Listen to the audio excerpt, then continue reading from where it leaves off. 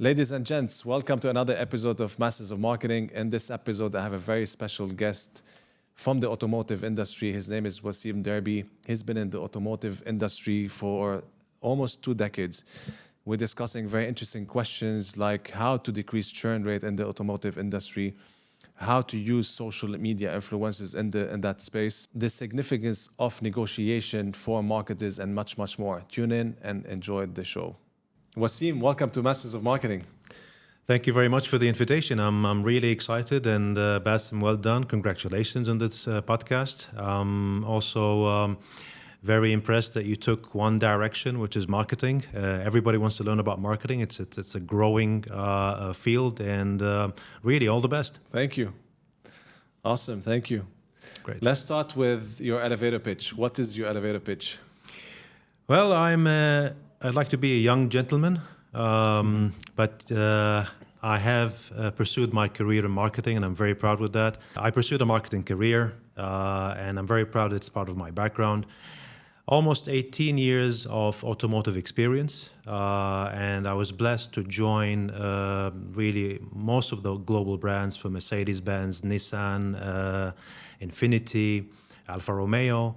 And now I'm very happy to join Genesis and Hyundai here in the UAE. So quite diverse portfolio of automotive brands.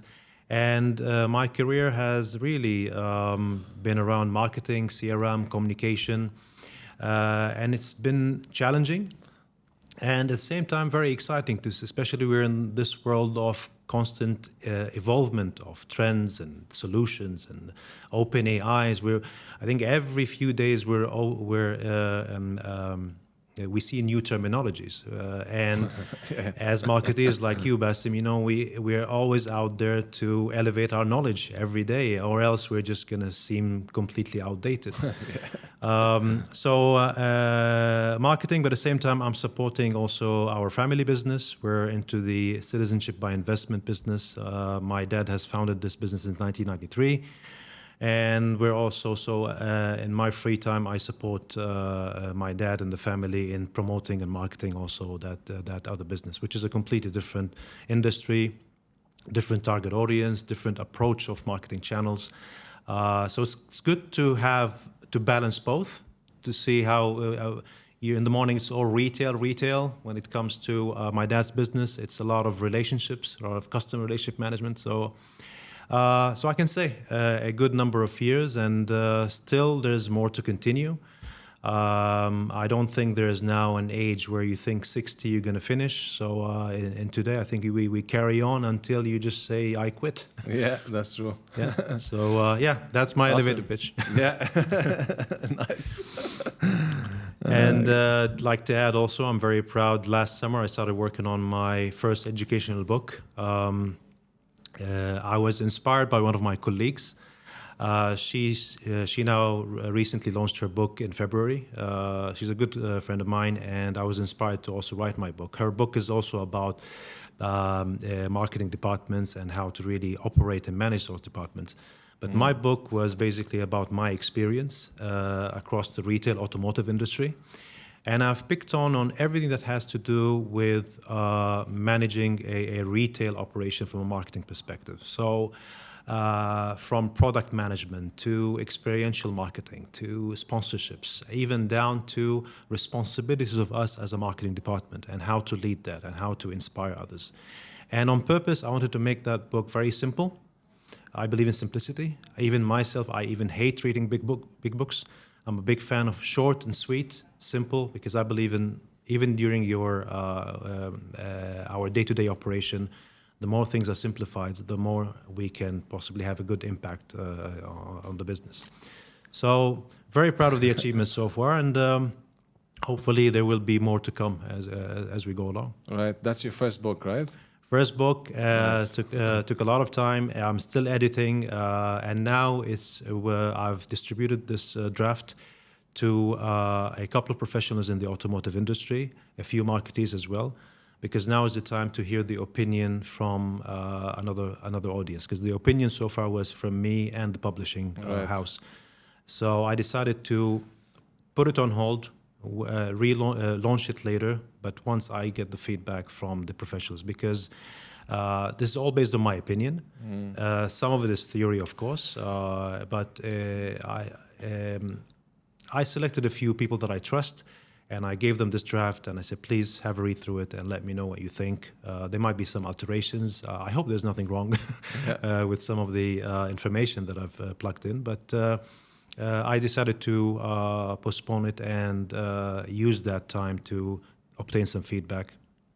If everything is fine, then we'll hopefully launch this by Q4 this year. Awesome, man. By end of this year.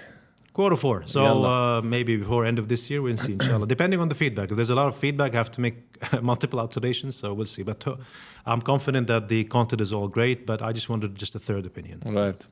And then, because I got the chance to look at the book, and in one of the chapters, you mentioned the significance of negotiation skills for marketers. Yeah. Can you elaborate a bit on that? Negotiation, even as individuals, we live it every day. Even in our personal lives, we negotiate with our family, with our friends, even when you want to purchase a product or a service. But for marketeers, we are responsible for investing funds and driving opportunities into the business. When it comes to investment, there's a big chance of us negotiating and debating with external parties, even negotiating with our own senior management. How many times we have to go in and convince and sell our budgets, and depending on the type of environment you work in. Unfortunately, a couple of companies today still see marketing as an expense.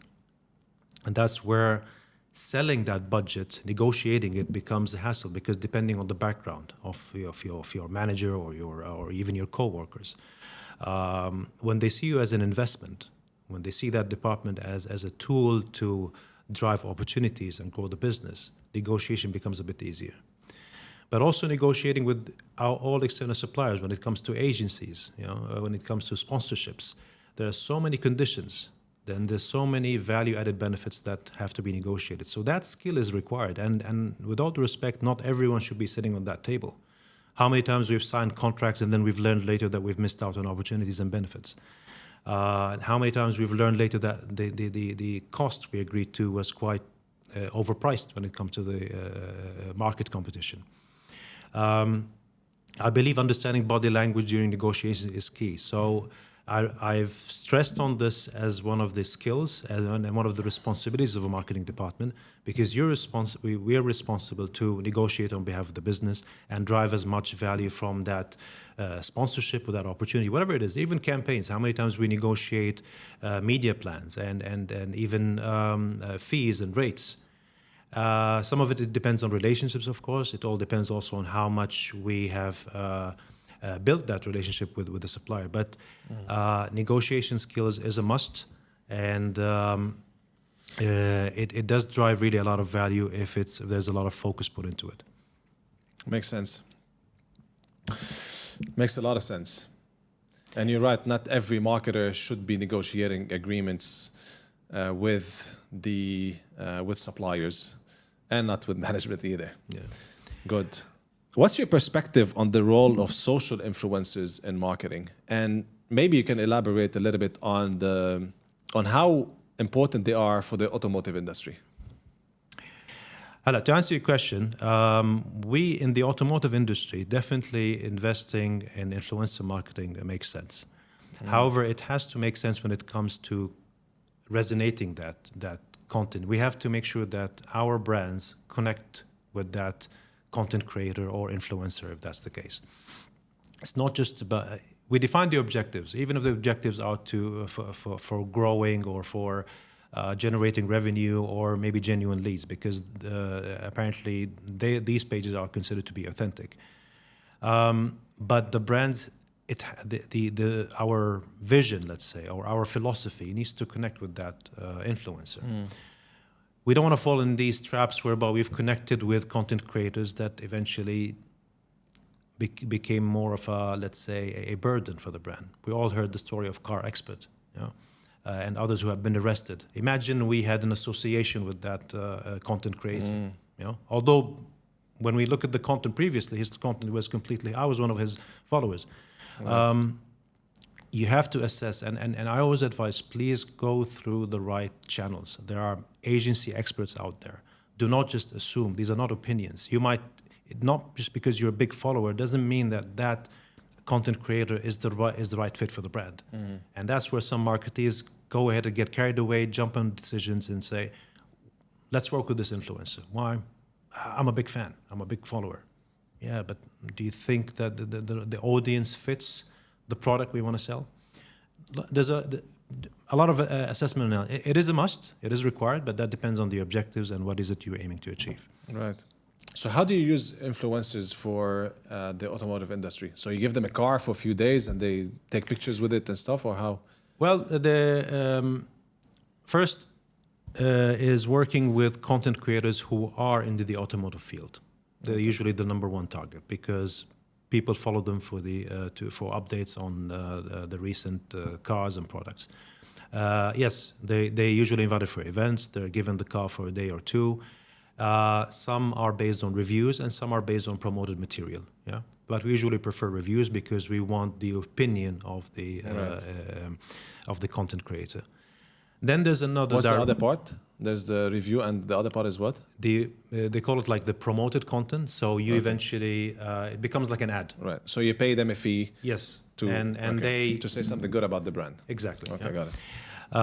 But from a product, from a brand perspective, you'd rather have the audience here. And why do people follow that influencer or content creator? Because they trust his. Because he's genuine and Exactly. Yeah. So then you take another direction, which is you don't always have to focus on automotive content creators. You can look into lifestyle content creators and others, but then find a connection. For example, let's say there's an artist who lives in Dubai. She maybe owns her own gallery, and you'd like to promote some luxury model, okay? And then you can consider maybe some sort of content whereby you showcase this artist selecting that luxury car as her means of transportation. So it becomes more of a promotion, but indirectly. So she's talking about, let's say, her lifestyle. It's a video about her, but then you show her just driving around with that vehicle. So depending really on what are your objectives to connect with these content creators. And one thing I'd like to add for content creators, I think there has to be really some refreshment to all this terminology. Many of them still refer to these followers as fans, and I'd like to just say it out loud. They are not fans. They are followers. Fans are people who love you, people who will pay to watch you, people who will travel to see you, people who will be very upset if something happens to you. We need to change that terminology. Even influencers. When you say what are you influencing exactly? If your content is all entertainment, for instance, yeah. Today, even historically, we are fans of celebrities. We are fans of sports celebrities. If I'm your fan, I would possibly have your poster up in my room. Yeah. That's how I understand fan bases. But there has been, I think, misuse of terminologies in social media today, and it needs really a bit of a refreshment. You're right. Good point. How crucial is it for automotive businesses to offer e-commerce solutions today? E-commerce is a necessity not for just automotive, I think for every business in an industry, maybe with the exception of a few. Why? Because of just the change in consumer preferences and behavior, especially from the time of COVID. And that's where you saw a big shift towards businesses running after e-commerce. Even I think startup business just existed during COVID just to serve that type of requirement from customers. Today, it's all about convenience. So when you an e-commerce, what is an e-commerce? You're providing a full journey across from the comfort of my home. I can configure, I can select a car, I can choose the packages, and I can completely have a transaction complete from the comfort of my home.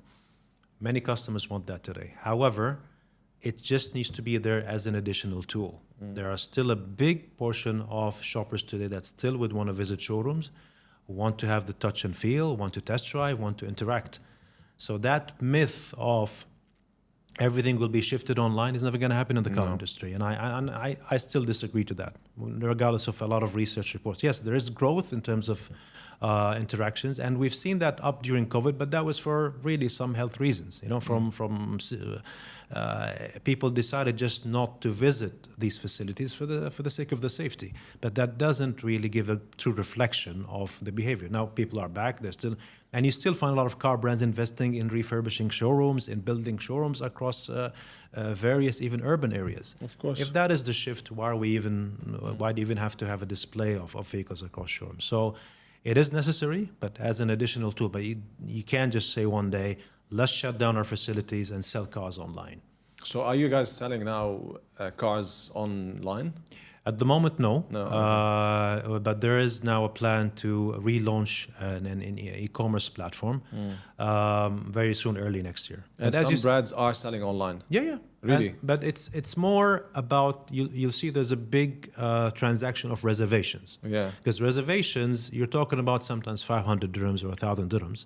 And there is not really much of a obligation. You can even cancel your reservation. Okay. Full transactions, as per the research I'm reading, it is not very high. It's a very small percentage. Why? Logically. Because people still would like to see that vehicle. Okay. But when do you see full transactions? More of used cars. Because in used cars, that is the only car available with that certain mileage and specifications. So you might as well grab the vehicle. So that's and it comes with a warranty, and it comes with it's already serviced by the agency, so you would trust to buy it online. Yes, it makes sense. Yeah. So it is there as an additional tool, and definitely for automotive brands, e-commerce, and giving this seamless experience, the omni-channel, it all comes together. Yeah. But my advice is really don't launch any solution without really defining the objectives. Don't just launch a mobile app because it's the trend. Don't just be present with your brands across all social media platforms because they just exist. Unfortunately, sometimes you find some brands that have launched mobile apps and they're completely ineffective and usage rate is very low. Why? Because maybe that target audience that never wanted that mobile app. There was no necessity for it. So I always go, in my book especially, I always mention analysis. So much of analysis that I think even sometimes we lack. We don't put so much effort behind even capturing and capitalizing that information. Do you believe that traditional advertising is losing its impact? Oh, definitely not. And please, if you, this is a myth. Yes, there has been so much shift to digital marketing. I've worked in the marketing department since 2003. And I think we have worked in possibly the most challenging period because of so much changes and evolvement and emerging in technology and solutions. But it comes down to your objectives. Now, digital marketing, why have we shifted most of our budgets there? Almost maybe possibly 50%, if not more, is now going towards digital and social. For one reason, it's database capture. And you're able to optimize. You're able to shift budgets. You're able to make so many alterations and changes. Retarget, which we never had existed before. So, and plus your cost per lead and cost per acquisition. It all made sense to, whenever you're running something tactical and your objective is to drive immediate, genuine leads and showroom traffic, of course you would shift into digital. But that's not enough. The 360 approach will still exist. The out of home, your TV, your cinemas, your product placements, all these channels need to be considered because it's not just about driving leads. It's also about the awareness. You want to have consistency. That's why successful campaigns today are still integrated. You have to integrate these campaigns from email marketing to everything down to out of home channels. So it's very early to say that they are brands are shifting away from them. Radio, even here in Dubai, still there are many listeners today, although people have doubted that to continue. But it's really down to how much social budgets you have. Okay, you can't just say I want to have a full integrated approach and I barely have enough to spend. But digital has been really the I think the survival point for a lot of startups as well, because for you to exist as a new business, digital came as a saver. Okay, I can start promoting my business from just 30 dirhams a day. Right. whether it's a social media post or whatever it is. So, but with digital as well, you get overwhelmed with all this database. There's the issue of as well driving in invalid leads. So you need to have really the right operation to manage all this traffic. So the answer is no. The brands will continue, especially for product launches or for brand launches. They will always consider a full approach of marketing channels. Makes sense. Yeah, man. Of course, out of home or traditional advertising is extremely important. You need your billboards, you need your radio. It makes sense. What are the top ways to decrease the churn rate in the automotive industry? To answer that question, as a business, we always have to, let's analyze and understand what is, why is there a decrease? We have to conduct these analysis, and it starts with a survey. Let's talk to these customers. Let's see why are they deciding to shift away from our business and not use our products for a certain time. Unfortunately, some businesses rely on opinions and backgrounds and history. No, let's talk. Let's have the lost sale analysis. Let's understand why we're losing the customers. Once you've identified the reasons, then you can look into your strategic solutions. And there are multiple of them. But as customers, they always want you to meet the expectations.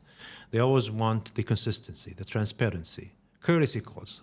Courtesy calls is something that I just don't seem to understand until today why they don't exist. When is the last time you ever received a courtesy call from any business? Just a normal hello, just to check how are you, from like one of your relationship managers. It doesn't exist. And that call alone, I'll give you the example. Today we're into this random WhatsApp spillover of just random messages. They're not even personalized, just to celebrate an occasion. We never read it, we never look into it. I don't even know why people even send it. I don't know what sort of KPI they're planning to achieve. Customers feel the same way. Talk to me, connect with me every now and then. So build your full journey and build your touch points. But this is not the job of a call center. Customer relationship management is not the job of a call center. People need to understand it's the job of everyone in the business, from the business owner down to the T-boy. That's why hotels are the best example. The moment you walk in from the valet parking, every time you walk in, you're always welcome, you're always greeted. You feel special. This is why you never question the money at the time of departure. Within automotive, same thing. When you come to the service reception, when you come to the showroom, we should be always able to treat you differently. And we should always, as a business, we should always categorize our customers. There are loyal customers. They should have a different treatment and tailored solutions made to them. But once you define all this, you put in all this action plans. By the way, and this is why we say tailored solution. Not everything works for everyone. But a courtesy call, has to come from salespeople. Who's your best salesman today? The salespeople that live on referrals. Why do they live on referrals? Not because they know the products very well. It's because people trust them. People like to deal with them. I have seen it live in one of the showrooms in Fujairah. 2 customers came in to celebrate a salesman's birthday. That's the relationship you're looking for. And it didn't take, and when I even questioned that salesman, he simply said, it's just courtesy calls. I call during Eid occasions, I call during New Year's, I call randomly from time to time. How are you? Now again, maybe that's more simpler in community related areas, but still have a selection of your loyal customers and do some random calls. And that's how they'll appreciate it, and that's how they stay. So there are solutions. This, what you're saying, is super underrated, man, in this time we live in. And I made an example recently on one of the videos, how to decrease churn rates, and it's exactly that. I go to few restaurants here in Dubai, and I go there all the time, and I never received a call from the manager or from the senior, whatever, someone senior. And it's like, hey, Wassem, how was your experience? Oh, yeah. Right? Can we improve something? Why we haven't seen you for a while? Everything is automated. Everything is marketing automation software that sends SMSs and sends emails. Nowadays, most people are becoming content creators, and like we discussed, like you mentioned, anybody can just take a phone and take pictures, videos, and post. And some people, they don't even do that. They just take posts from other channels and they repost it, they put their comments, etc. So, and content creation or being someone known on social media has its benefits, Yes. has its perks. So what does it take for someone to become a content creator or more of a successful content creator? Terrific. I think that's a question that maybe every individual on the face of the planet is possibly asking themselves. Now, I'm not a content creator. I don't aim to be one. I am on social media, but for the purpose of promoting our family business. And sometimes I just post some content that I wish to educate some of my I barely have 8,000 followers. But content creation is not for everyone. Content creation today is a talent, it's a skill. That's why when we defined earlier, who are these content creators? So today, if you wish to take that direction, I would give you some sort of advice. Not saying that it's my background, but I read a lot about this. And I'm that type of person who I sit on social media for the sake of just understanding the trends. And I like to really be on top of all these trends just to see how I can deploy this within the business. First, define your goals. Why do you want to be a content creator? Second, do you really have any talent? Are you skilled with any? For example, do you have an experience in, let's say, in your field of digital marketing? Yeah, maybe fine. I'd rather use that platform and educate my followers about the digital marketing. Third, do you really have? Can you dedicate time for consistency? Because some of the content creators that fail to grow is because of lack of consistency. You post today, then you post after a month. Do you have enough budget to dedicate?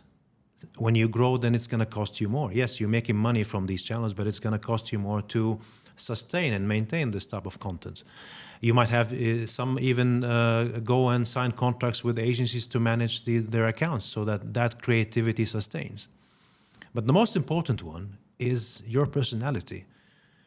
Some content creators today are going through depression modes. If you're that type of person that you are going to have an emotional breakdown, if your number of views drop or your number of followers drop or you can't accept criticism, this is not for you. Some people don't sleep at night because some people are just making fun of their video or let's say this whole plan failed. It didn't go in the direction you expected. You did not become a content creator. Are you going to will your life be impacted? Some people don't think of this. They just... Because everybody's doing it, okay, let's do it. No, it's not wrong that you're not part of it. But today, everyone is there. I mean, including me. Even every family, from the kid who's 4 years old to your father who's 7 years old, everyone seems to be there for their own reasons. But we all drifted by the money. We all think that this is a second source of income. It is for a lot, and I do applaud them. And this content today, please do not underestimate what you see. Do not undervalue. I don't want you to think there's just this random post. I'm one of the biggest followers of Abir Al-Saghir. Although, I mean, why is she very special? Because she took a very simple content, which is simply, I'm just showing you how to cook certain meals and recipes. She linked that, she put a twist behind it and invited creative production and direction behind. This is why her videos became so viral, because imagine just Abir took it very simple, just ran a video, talked about this recipe, and that's it.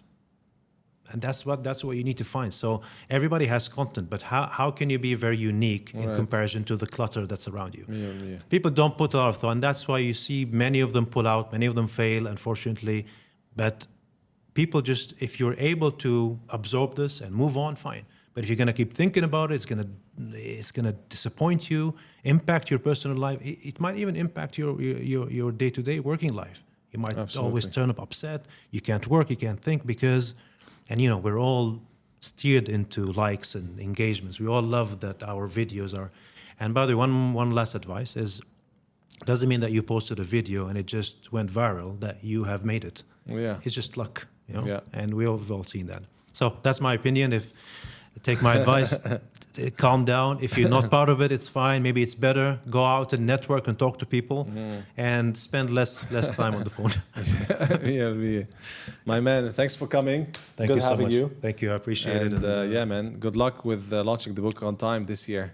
Thank you, Wassem, and Awesome. really enjoyed it, and really well done on the podcast. Thank you. Looking forward to see more and more professional guests coming in, and let's hear about the world of marketing and how can we evolve every day. Yeah, me, man. Thank you, man. Appreciate Pleasure. it. Thank you. Thank you.